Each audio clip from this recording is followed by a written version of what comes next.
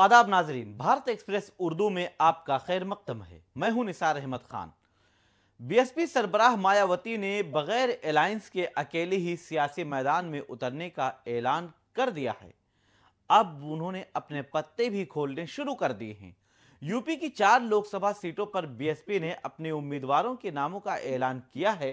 मायावती के ऐलान के बाद सोशल मीडिया पर मुख्तलिफ तरह के रद्द अमल भी आने लगे हैं और सवाल भी उठाया जाने लगा है। दरअसल बीएसपी ने चारों सीट पर मुस्लिम उम्मीदवार उतारे हैं। मुरादाबाद से इरफान सैफी, अमरोहा से डॉक्टर मुजाहिद हुसैन उर्फ बाबू भाई, पीलीभीत से अनीस अहमद खान और कन्नौज से अकील अहमद खान को बीएसपी ने उम्मीदवार बनाया है। मायावती ने जिस तरह से अपनी पहली ही फहरिस्त में मुस्लिम चेहरों पर दाव खेला है, इससे बीजेपी के हौसले भी बुलंद हो गए हैं। तो दूसरी तरफ समाजवादी पार्टी और कांग्रेस अलायंस की तशवीश बढ़ गई है या उनकी परेशानी में इजाफा हो गया है। बीएसपी ने 2019 के लोकसभा इलेक्शन में 10 लोकसभा सीटें जीतने में कामयाबी हासिल की थी, लेकिन 2022 में अकेले असेंबली इलेक्शन लड़ने का खामियाजा भी भुगतना पड़ा कि उसे सिर्फ एक सीट पर ही इक्तफा करना पड़ा था। इसके बावजूद बीएसपी 2024 के लोकसभा इलेक्शन में अकेले किस्मत आजमाने उतरी है, जबकि बीजेपी ने आरएलडी, निषाद पार्टी, सुहेल देव समाज पार्टी और अपना दल एस से अलायंस कर रखा है। तो समाजवादी पार्टी ने कांग्रेस के साथ अलायंस किया है। इसमें पल्लवी पटेल की अपना दल भी शामिल है। बीजेपी और समाजवादी पार्टी के बाद बीएसपी ने अपने उम्मीदवारों के नामों का ऐलान शुरू किया है। हालांकि अभी कांग्रेस ने यूपी के लिए अपनी कोई भी किसी भी फहरिस्त का ऐलान नहीं किया है, जबकि पहली फहरिस्त में बीएसपी ने 4 सीटों पर जो उम्मीदवार उतारे हैं, उन चारों सीटों पर ही मुस्लिम उम्मीदवार को मौका दिया गया है। बीएसपी का मुस्लिम उम्मीदवार उतारने का प्लान लोकसभा इलेक्शन 2024 में बीएसपी की पहली फहरिस्त से ही उसकी हिकमत अमली को वाज़ेह कर रही है। मुरादाबाद, अमरोहा, कन्नौज और पीलीभीत के बाद बीएसपी ने संभल, मेरठ, अलीगढ़, सहारनपुर, मुजफ्फरनगर, बदायूं, लखीमपुर खीरी, आजमगढ़, संत कबीर नगर, अंबेडकर नगर, जौनपुर, कैराना, कानपुर और कैसरगंज लोकसभा सीट पर मुस्लिम उम्मीदवार उतारने का मंसूबा बनाया है। बीएसपी के एक सीनियर लीडर के मुताबिक मायावती ने यूपी की 1.5 दर्जन लोकसभा सीटों पर मुस्लिम उम्मीदवारों का उतारने का प्लान तैयार किया है। हालांकि इस लीडर ने नाम आम करने की इजाजत नहीं दी। बीएसपी जिन लोकसभा सीट पर मुस्लिम तबके के लीडर पर दाव खेल रही है, उन सीटों पर मुस्लिम वोट बैंक की तादाद देखें तो 25% से 50% के करीब है। कांग्रेस को यूपी में 17 लोकसभा सीटें मिली हैं, जिसमें 2 सीट पर ही मुस्लिम उम्मीदवार को टिकट देने का इम्कान है। ये दोनों सीटें सहारनपुर और अमरोहा हैं, जबकि समाजवादी पार्टी ने 31 लोकसभा सीटों पर उम्मीदवारों का ऐलान किया है, जिसमें 3 सीट पर ही मुस्लिम उम्मीदवार उतारे गए हैं, संभल, कैराना और गाजीपुर, जिसमें से संभल के उम्मीदवार और रुकने पार्लियामेंट डॉक्टर शफीकुर रहमान बर्क का हाल ही में इंतकाल हो चुका है। माना जा रहा है कि समाजवादी पार्टी के सरबराह अखिलेश यादव अब उनकी जगह पर उनके बेटे या उनके पोते को उम्मीदवार बना सकते हैं। यूपी में समाजवादी पार्टी 63 लोकसभा सीटों पर इलेक्शन लड़ेगी, जिसमें से महज 6 सीट पर ही मुस्लिम उम्मीदवार बनाए जाने का इम्कान है। ऐसे में बीएसपी ने जिस तरह से मुस्लिम कार्ड खेलना शुरू किया है, उससे कांग्रेस और समाजवादी पार्टी के अलायंस के सियासी खेल बिगड़ने का खतरा बन रहा है। मुस्लिम राय दहिंदगार के सियासी रुझान से यूपी के मुस्लिम अक्सरियती सीटों पर हार जीत तय करेगा। हालांकि मुस्लिम बनाम मुस्लिम उम्मीदवार के दरमियान मुकाबला से बीजेपी के हौसले भी बुलंद होते नजर आ रहे हैं।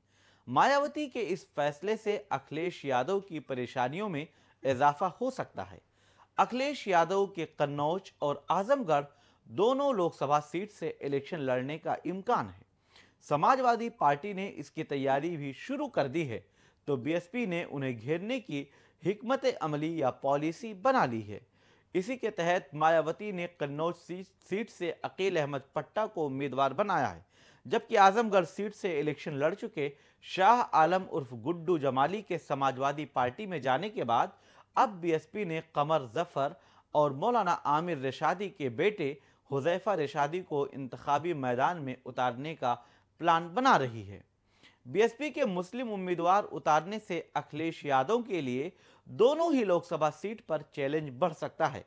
आजमगढ़ लोकसभा के जिमनी इलेक्शन में यानी बाई इलेक्शन में बीएसपी के मुस्लिम दांव से समाजवादी पार्टी के धर्मेंद्र यादव को हार का सामना करना पड़ा था।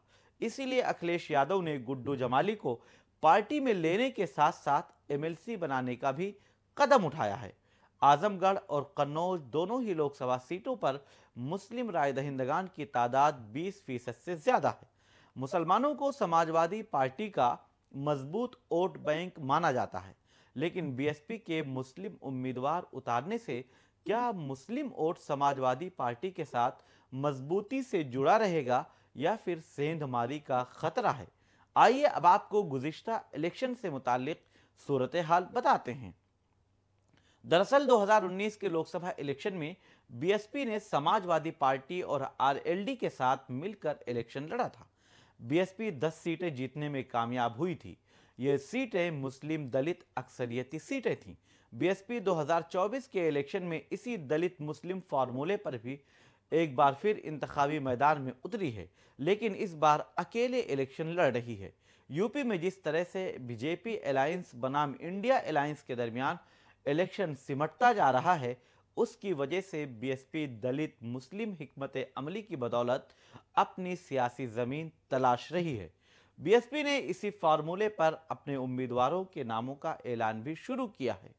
बीएसपी सरबराह मायावती की नजर यूपी की 1.5 दर्जन अक्सरियती लोकसभा सीटों पर है, जिसमें 7 सीटें बीएसपी ने जीती थीं और 4 सीट पर समाजवादी पार्टी को कामयाबी मिली थी। आइए बताते हैं बिजनौर से मलूक नागर, अमरोहा से कुंवर दानिश अली, सहारनपुर से हाजी फजलुर रहमान, गाजीपुर से अफजाल अंसारी, जौनपुर से श्याम यादव, नगीना से गिरीश चंद्र और शरावस्ती से राम शिनोबनी वर्मा बीएसपी से जीतने में कामयाब हुए थे। मुरादाबाद सीट से एसटी हसन, संभल से शफीकुर रहमान बर्क, आजमगढ़ से अखिलेश यादव और रामपुर से आजम खान समाजवादी पार्टी के टिकट पर जीते थे। समाजवादी पार्टी ने 5वीं सीट मैनपुरी जीती थी। अब सबसे खास बात यह है कि मुस्लिम उम्मीदवारों को मैदान में उतारने के पीछे बीएसपी या मायावती की प्लानिंग क्या है? बीएसपी ने 2019 के फार्मूले से मुस्लिम अक्सरियती सीटों पर मुस्लिम उम्मीदवारों पर दांव खेलने का प्लान बनाया है, ताकि पार्टी के रवायती दलित वोटों के साथ मिलकर जीतने की हिकमत अमली तैयार की जा सके। बीएसपी की इस हिकमत अमली का मुस्लिम अक्सरियती लोकसभा सीटों पर समाजवादी पार्टी और कांग्रेस के लिए सियासी चैलेंज में इजाफा कर दिया है। माना जा रहा है कि मुस्लिम अक्सरियती सीटों पर बीएसपी के मुस्लिम उम्मीदवार उतरने से समाजवादी पार्टी या कांग्रेस को नुकसान हो सकता है। इससे मुस्लिम वोटों की तकसीम का इम्कान भी बन सकता है। अब इसका सीधा फायदा बीजेपी के उम्मीदवार को मिलने का भी इम्कान है। 2014 के लोकसभा इलेक्शन में बीएसपी भले ही एक भी सीट नहीं जीत सकी हो, लेकिन उसने समाजवादी पार्टी को तकरीबन 2 दर्जन सीटों पर नुकसान पहुंचाने का काम किया था। यूपी की सभी मुस्लिम अक्सरियती सीटों पर बीजेपी ने जीत दर्ज की थी और एक भी मुस्लिम रुकने पार्लियामेंट नहीं बन सका था। यूपी में 20% मुसलमान हैं, जो 2 दर्जन लोकसभा सीटों पर किसी भी पार्टी का खेल बनाने और बिगाड़ने की ताकत रखते हैं। यूपी में 18 लोकसभा सीटें ऐसी हैं जहां मुस्लिम और दलित वोट मिलकर 50% की आबादी है।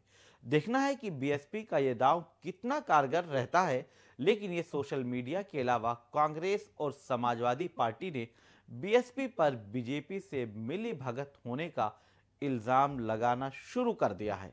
बहरहाल इस सूरत हाल में अब लोकसभा इलेक्शन का ऐलान कभी भी हो सकता है और मायावती ने जो मुस्लिम कार्ड खेलना शुरू किया है और ये जो कदम उठाया है, इससे कांग्रेस और समाजवादी पार्टी की तशवीश में इजाफा होना या परेशानी बढ़ना लाजमी सी बात है। लेकिन अब देखना यह होगा कि मुस्लिम राय दहिंदगान लोकसभा इलेक्शन में क्या फैसला करते हैं और वो किसके साथ जाते हैं।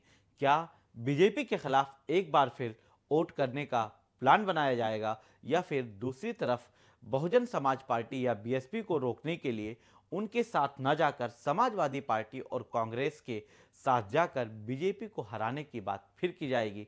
लेकिन अभी तो इलेक्शन में कुछ और चंद हफ्ते बाकी हैं।